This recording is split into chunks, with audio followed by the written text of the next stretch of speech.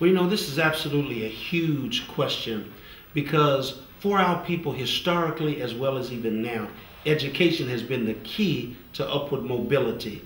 As you know, the previous generation made great sacrifices for many of us to be able to go to college, if that's the route we were going, to be able to go to another dimension. One of the problems that we have had is that many of the things that we were going to be able to accomplish through vocational training and giving people an opportunity to learn other skills and other trades have been cut out. When I came along in the District of Public School, DC Public Schools, you could go to Chamberlain or Bell or Phelps and get a vocational training which would enable you to make a good living. A lot of that has been cut out, and we've absolutely got to bring that back in a much broader context. But let me just say this about education.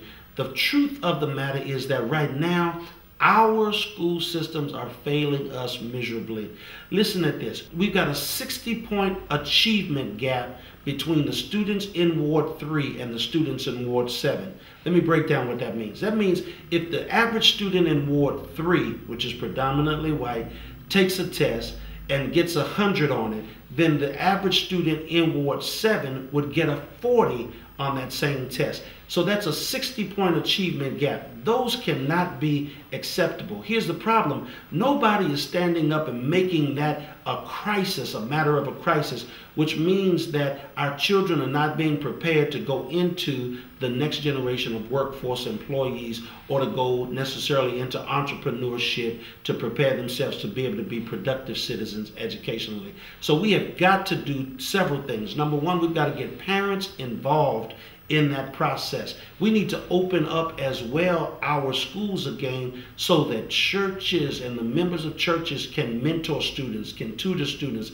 can teach students. We need it to be more open than it has been in recent years. I can remember when we used to, as a church family, go in and tutor students and mentor students, but there has been, in the name of education reformation, a closing or shutting that door. We need to open that back up. Thirdly, I believe that some of the retired educators of our school system are absolutely some of the greatest resources that we could use to be able to turn this situation around. Teachers from recently retired, they didn't work in the school systems as a major mandate for money.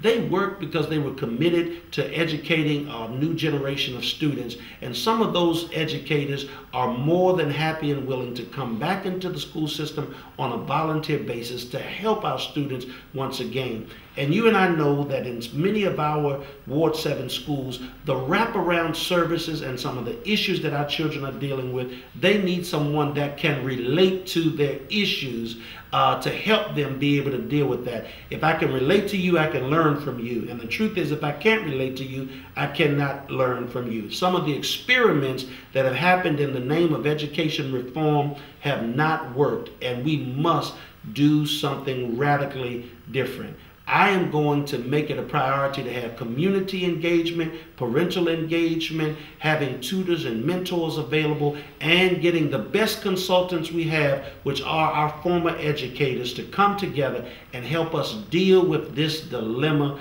of the achievement gap of our city. Together, we can deliver more for our ward, and our children deserve it, because we've got to help them be prepared to step into the workplace, go forward, and have productive careers. And education has been and is the key for our upward mobility.